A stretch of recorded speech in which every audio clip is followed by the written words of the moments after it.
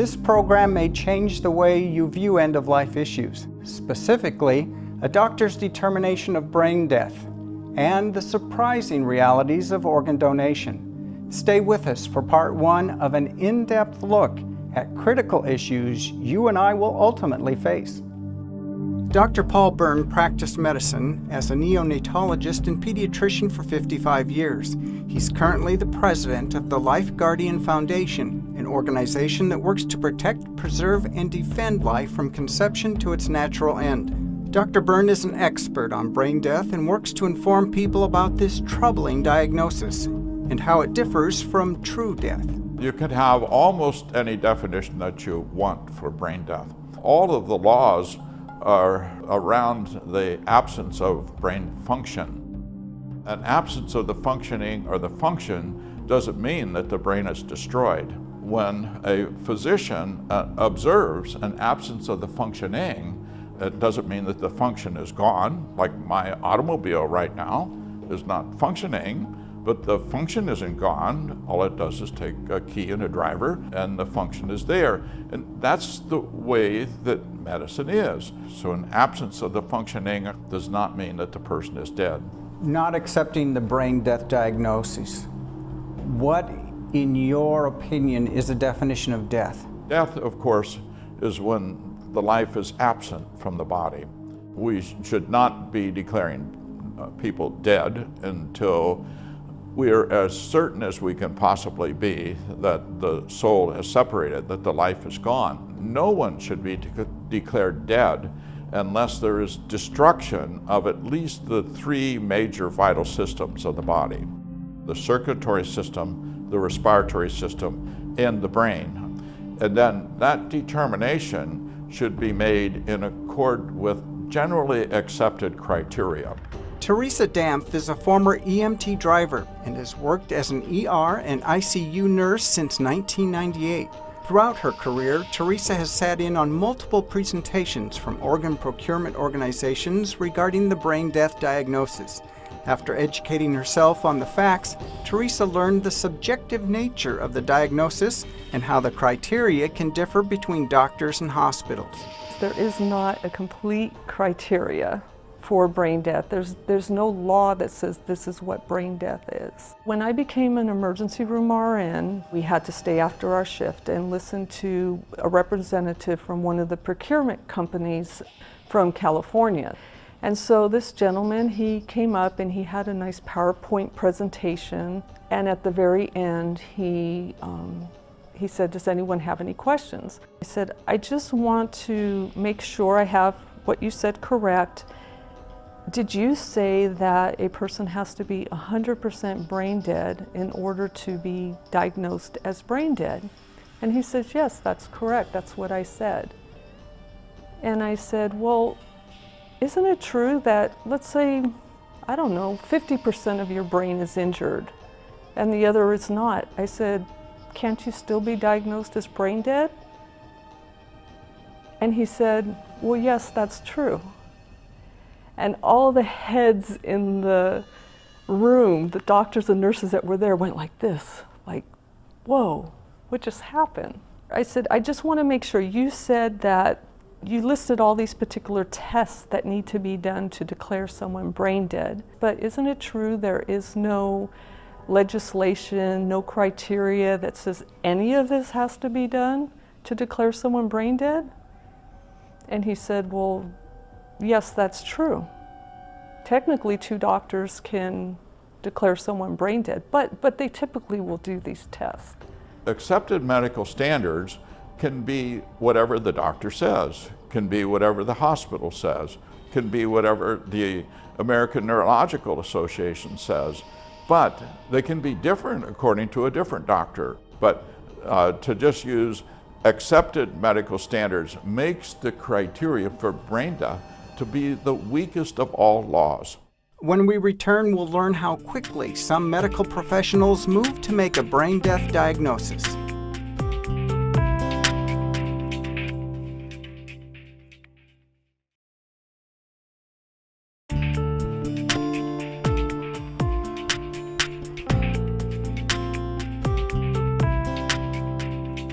Bobby Schindler is the brother of Terry Schiavo and the president of the Terry Schiavo Life and Hope Network. As chairman of the network's board, I've personally seen how Bobby and his family have made it their mission to help families who are dealing with the trauma brain death diagnoses bring. Bobby's working to dispel the hopelessness of these diagnoses and fight for a patient's right to basic and continued care. I think the increase in calls that we're seeing is concerning, knowing how quick hospitals and doctors are to issue or to come to some type of conclusion that this person in a very short amount of time is brain dead. Families are being told that there's no hope or chance of any type of recovery, yet they're seeing certain types of responses by simple stimulations that the family's performing on their loved ones, questioning really whether or not the person is truly brain dead. We saw on a national type of event with the Jahi McMath case. She went in for a tonsil surgery and something went terribly wrong, and she experienced a brain injury. And doctors believed that she was brain dead, and they made this diagnosis in a very short period of time. They were putting pressure, a tremendous amount of pressure on the parents to end Jahi's life, where the parents simply wanted more time to see if Jahi was going to in fact recover. In fact, they said there were signs that she was responsive to certain types of stimulation. But the hospital wanted nothing to do with giving this young girl time. They were putting a tremendous amount of pressure on the family to remove Jahi's ventilator. And how long has it been since she was diagnosed as brain dead? It's been going on 2 years now. In fact, there's been neurologists now that have personally examined Jahi and are going on record and saying that she is not brain dead. It's a case that I think is going to really change things in how hospitals perhaps treat this whole brain death controversy. So what is the current status of Jahi McMath as far as legalities? Jahi was issued a death certificate. I know the family is trying to get that lifted. And on the death certificate, the cause of death is? The cause of death is still pending. So the cause is pending? That's why this case is really so important, because the brain death diagnosis still is very controversial. Hospitals are still using it, and I think in a way that is not in the best interest of the patient or the family. Back in the 90s and previous to even that, it was common for someone to spend 3 months in an ICU, 6 months in an ICU, maybe even up to a year. To be on a ventilator for 2 months was not unheard of. I personally had experience with my own father. He was in the ICU on a ventilator. He was conscious. And the following day, the doctor came in and changed the story and said my dad would be on a ventilator for the rest of his life, and was basically prepping us to, give him some morphine and take him off the vent.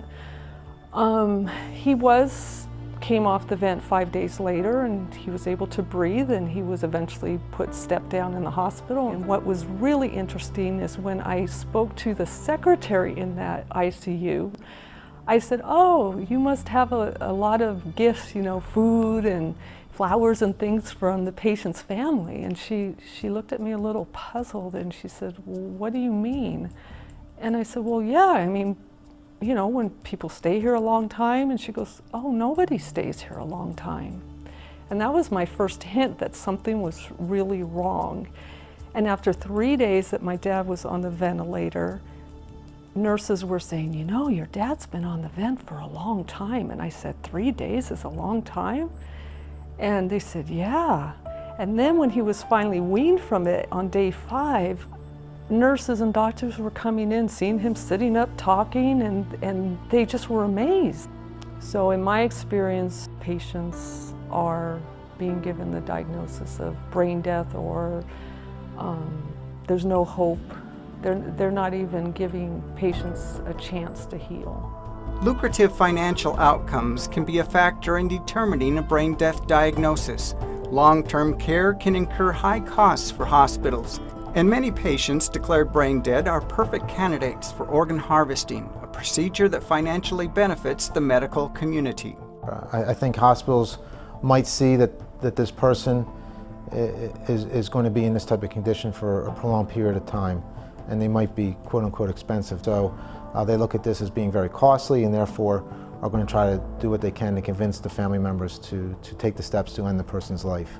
And then at the same time, the organ donation program could play into these decisions where the hospital, the doctors want to try and get the organs from this person, and therefore are making these decisions rather quickly to tell the family that, look, there's no hope, and the best thing for the family to do is to harvest their loved ones' organs to give life and hope to somebody else, because your loved one simply has no chance in making any type of meaningful recovery.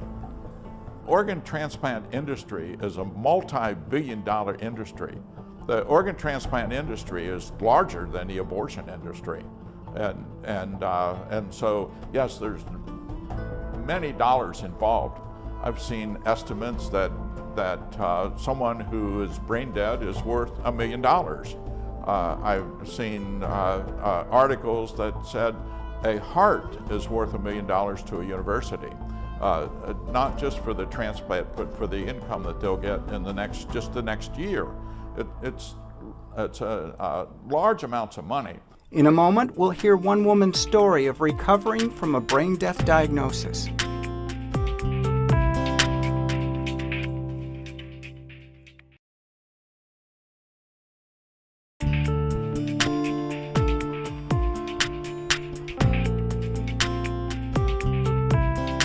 Jenny Hammond was a registered nurse for 12 years and is a former executive director of California Nurses for Ethical Standards. Her desire to become a nurse began 30 years ago when her life almost ended. Jenny had a history of small epileptic seizures, and in 1985 she contracted Giardia and was treated with Flagyl. This medication is contraindicated for patients with central nervous system disorders. The first dose caused a grand mal seizure. Jenny's husband was unable to wake her the next morning, and she was later declared brain dead. Were you aware he was trying to wake you? Yes, but I was unable to respond. And he called 911. They took me to the hospital, and they said, we can't get the seizure to stop. And they were pumping me full of the drugs that they give, which are neurosuppressants, meaning they lower or suppress brainwave activity. Finally, I coded. My heart stopped, my breathing stopped. The next time I was aware of anything, I was in the ICU. I was unable to move, to speak, to open my eyes. I was what they call locked in. But I was fully conscious and aware of what was going on around me. There was one nurse I remember very well. She would speak to me every time she was in the room and let me know what she was doing, why she was there. She called me by name. There was another nurse, I came to recognize her footsteps and the little sounds that she would make, but she never spoke to me until one day I heard her voice. Would somebody come in here and help me move this thing? Seriously? Seriously, she called me this thing. I was a piece of meat. I was a burden. Time was hard to judge. I had awake times and asleep times. And when I was awake, I understood everything that was going on. But I wasn't always awake. I did have sleep time. And one of the awake times, I heard multiple footsteps coming into the room. And one male voice saying, this one's a sad case. Young woman, 2 small children at home. Her husband is being completely unreasonable. If he would just sign the forms, so many people could benefit from her organs. And I thought, you can't have my organs. I need my organs. There was another voice spoke up and said, Doctor, is it appropriate to talk like this in front of the patient? He said, hello, she's brain dead. She can't hear anything. She doesn't understand anything. There's nothing there. She only has about a 1% chance of coming out of this coma. And if she does, she'll be a vegetable.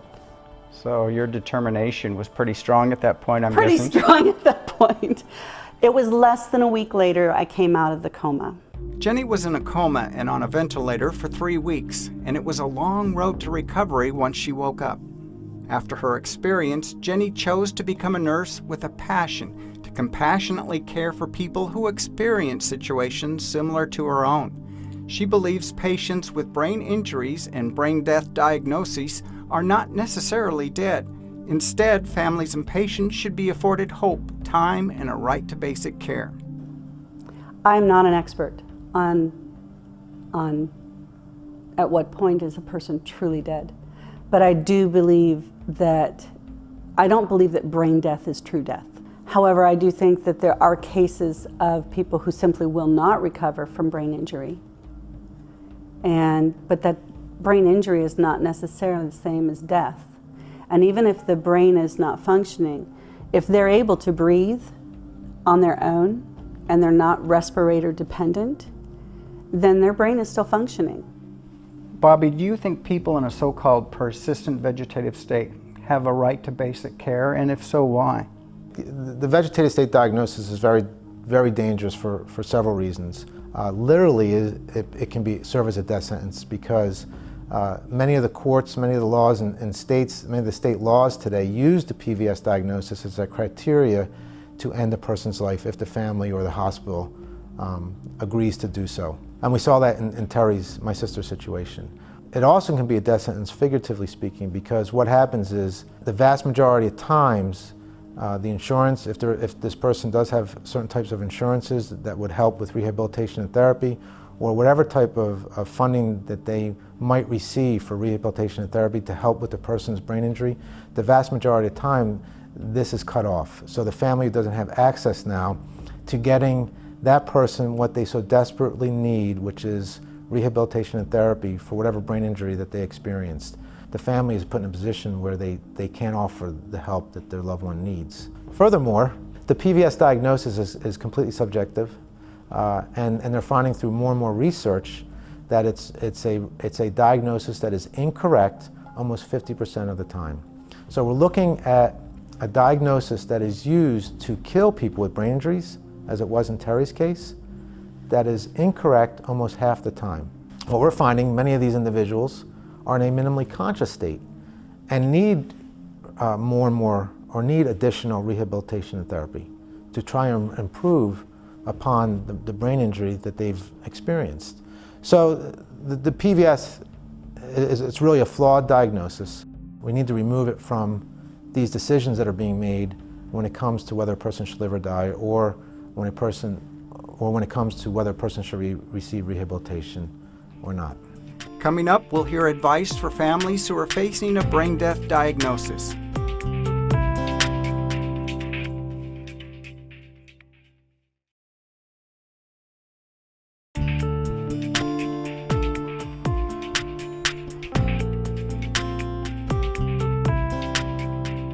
A silent and deadly epidemic is moving across our country.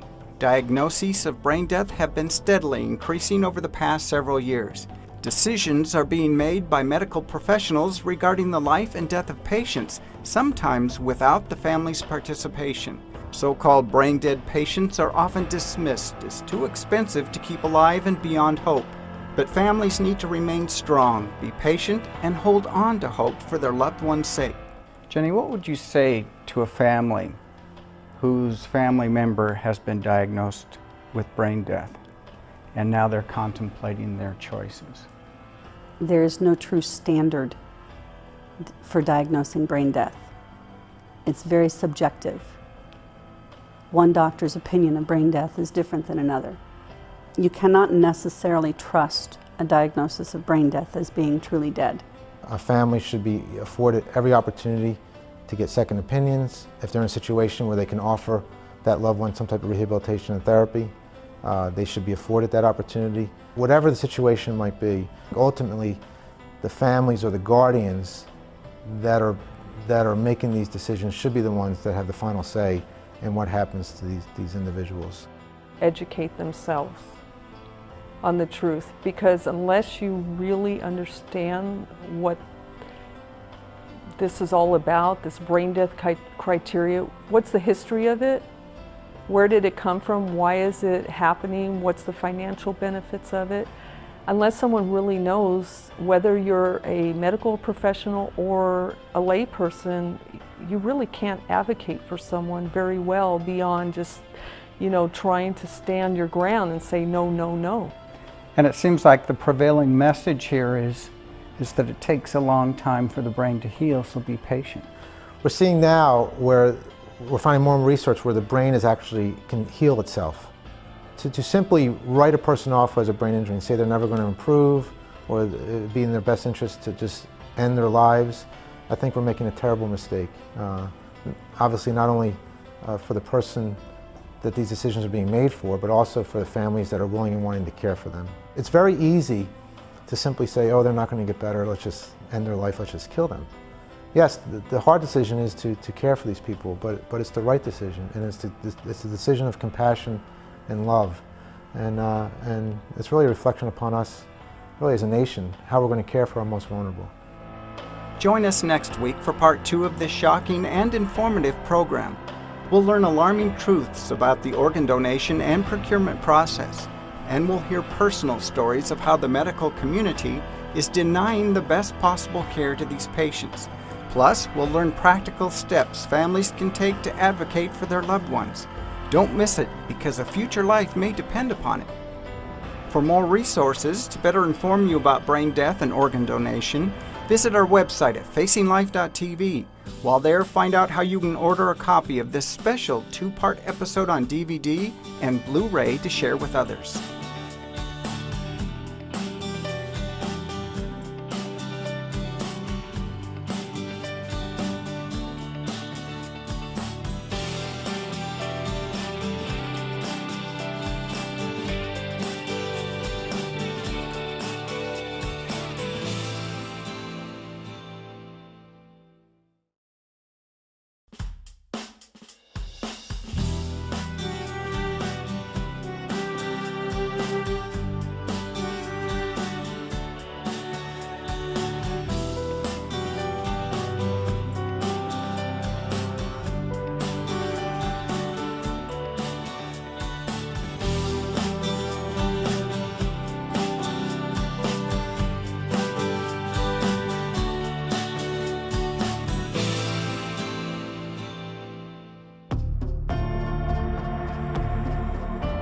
Welcome, and thanks for joining me for part 2 of this shocking and informative program on brain death and organ donation.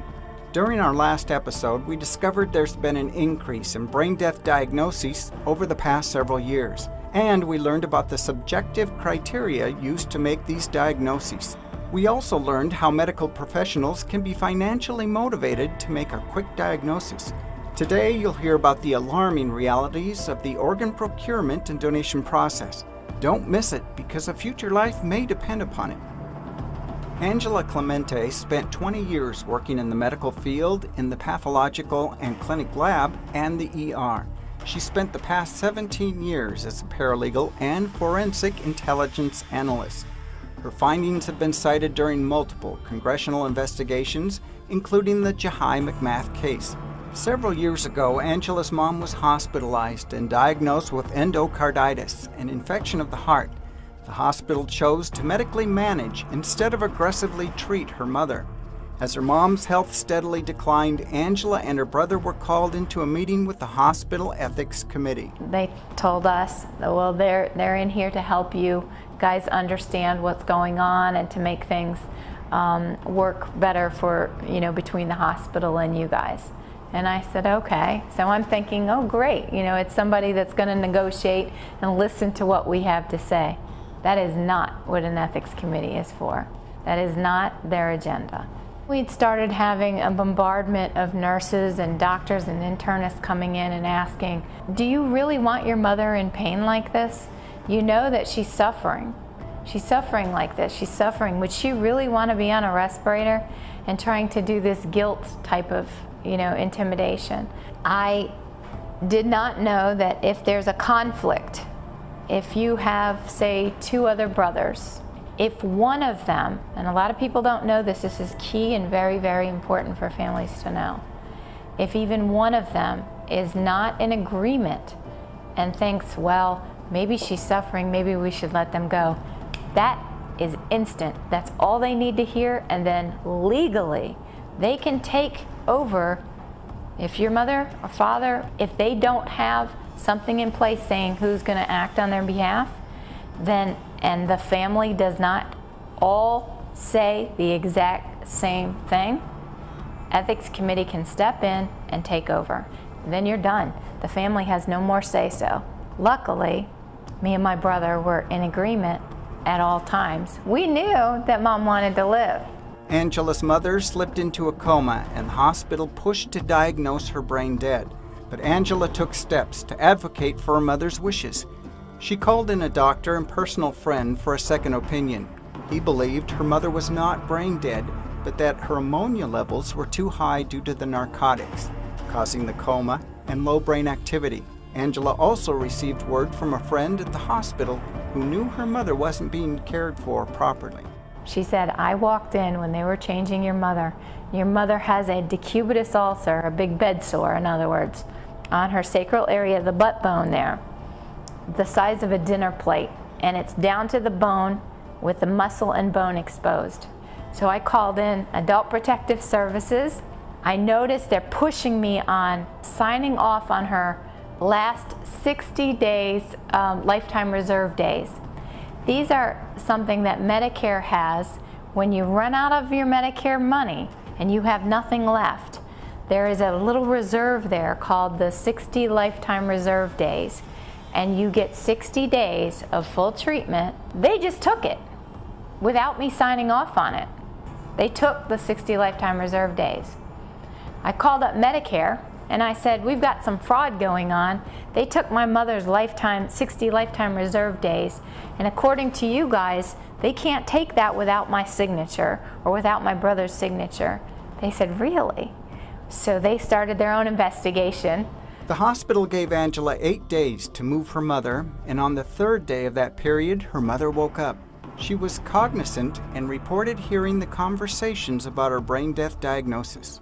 She woke up, Medicare fraud had stepped in. We got her transferred to the Mayo Clinic up in Jacksonville. She survived. The hospital had to give back $236,000 back to her lifetime reserve days. Coming up, we'll hear surprising truths about the organ donation process.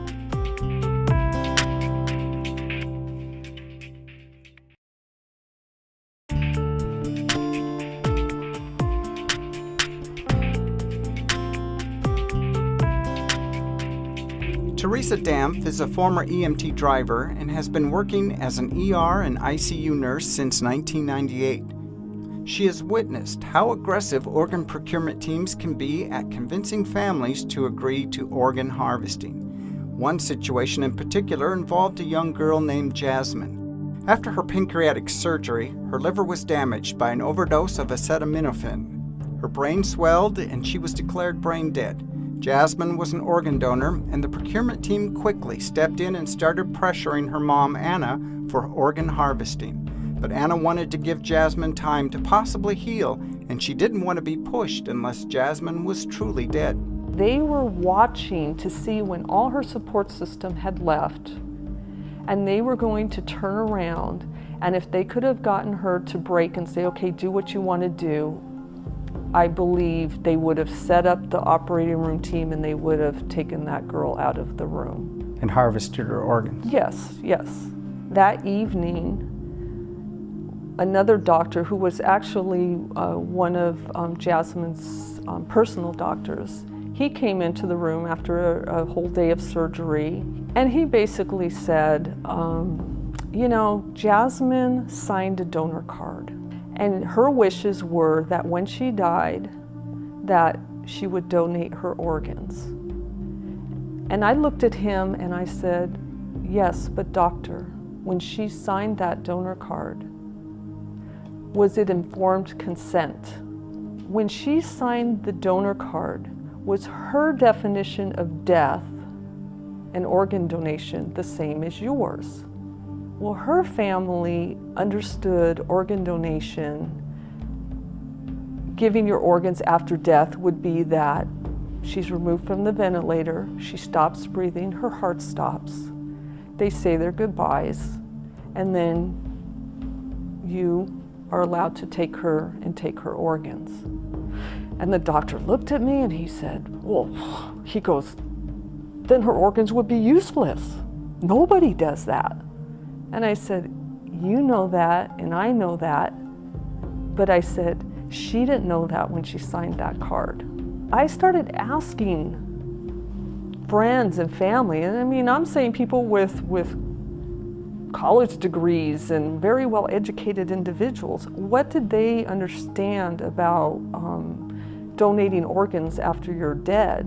Many, if not most, did not understand that they are taking you breathing with your blood pumping, with everything functioning, and then they cut out your organs. Dr. Paul Byrne practiced medicine as a neonatologist and pediatrician for 55 years. He's currently the president of the Life Guardian Foundation and works to inform people about the troubling diagnosis of brain death. Throughout his career, he has seen an increase of the diagnosis as a means for organ transplantation, and he fears not enough people are aware organs must be harvested from a donor with a beating heart. Brain death, of course, was invented. They had started to do heart transplants, but they realized that they were not successful unless they got a living donor. Every heart that is transplanted is a beating heart that is stopped first and then taken out for transplantation. The heart without oxygen in 4 to 5 minutes is so damaged that you can't transplant it. The liver, likewise, in 4 to 5 minutes is so damaged that you can't transplant it. So they have to get these organs while they have circulation. Would you say that most people think that the organs are harvested in the hour or so after the person officially dies? Of course. Who would think that they would be taking organs from a living person? It's written on our hearts to protect and preserve not only our own life, but the life of people that we love. What do you think is the incentive of the hospital to declare somebody brain dead so that they can harvest their organs? Financial. I have to have a transplant. I'm waiting for a transplant. I'm ill. I have a liver issue that if I don't have one, I'll die. Just my surgery alone, I've already been quoted $500,000 just for the liver. So can you imagine if they get a patient's body that gives the corneas, gives a heart, gives a lung, and they don't give the patients time enough? It's generally around 3 days, unless the family fights it. They want those organs within 3 days. EMTs know that they're directed, when there's a brain injury or a head injury, they're directed to the trauma centers. The trauma centers have a little thing going with the procurement centers, and the procurement centers will know that patient, that they're going to declare that patient brain dead before the family knows that they've declared them brain dead. And so they will come in sometimes before the family's even been talked to about that and ask if they would give the organs of their family members. In a moment, we'll learn how you can opt out of being an organ donor.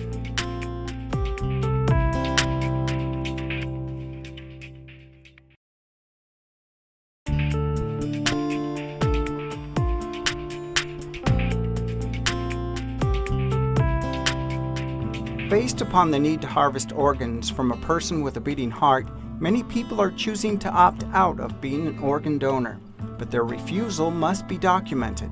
Dr. Paul Byrne and the Life Guardian Foundation are working to educate people about this option and are providing the necessary documentation.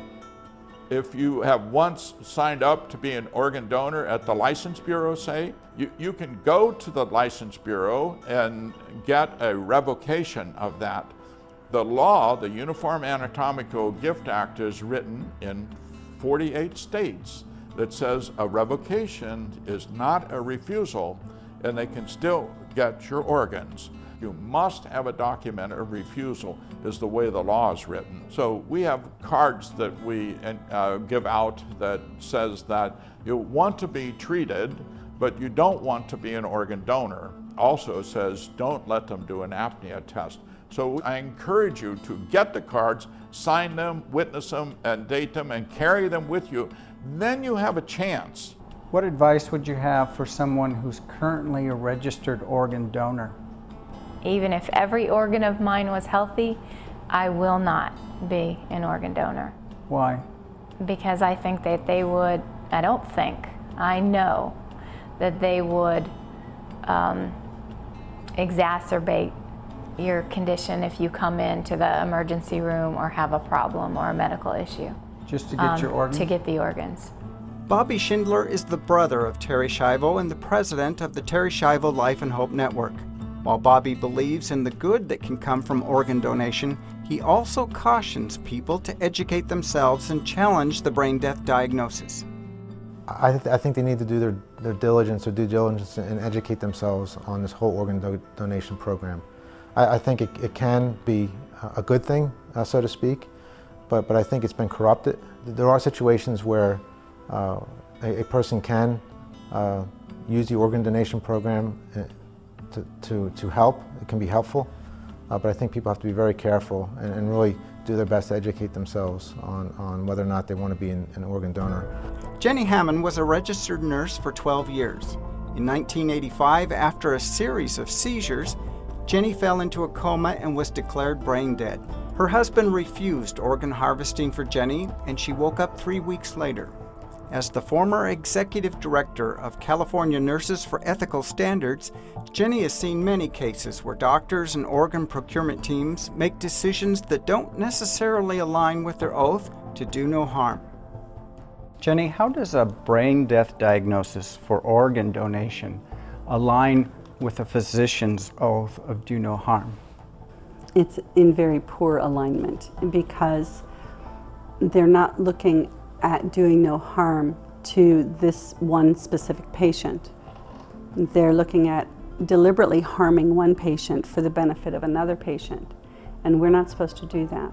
With limited resources, we might have to sometimes in triage choose who gets the resources, but at no point should we deliberately harm another person for another one's benefit.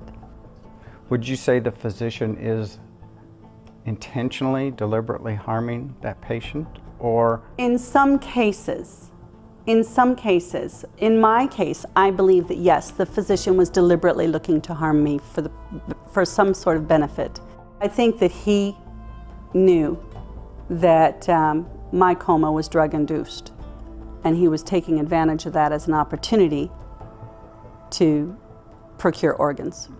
Through the work that you've seen with Terri's network, have you seen a trend in the medical community where they're turning more away from valuing human life and preserving it to instead ending it? Without a doubt.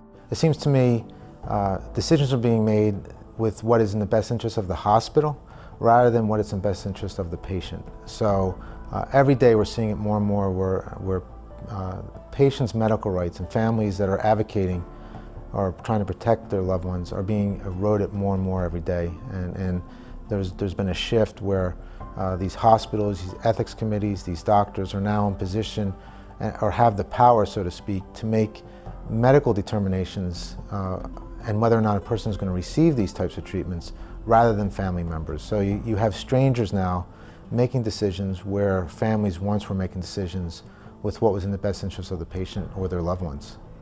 How can a family challenge a diagnosis of brain death? There's a couple things that they can do. A couple things that they should not allow to happen. One is they'll ask them to sign for an apnea test. The apnea test is to see if they can breathe on their own after a certain amount of time. It's going to be within those first 3 days. So that brain has not had the time to heal, and because of that, they know that apnea test is going to come back very poorly. Also, the apnea test can cause more brain damage. Don't sign off on the hospital's advance directives. Get your own. Have an attorney. Put in there that you reject the brain death diagnosis. So when you enter a hospital and you have those documents, or someone, your family has those documents for you, they know right off the bat you're rejecting that. And you're not going to allow them to do some of those tests that are going to damage the brain worse. When we return, we'll learn practical ways families and medical professionals can advocate for patients facing a brain death diagnosis.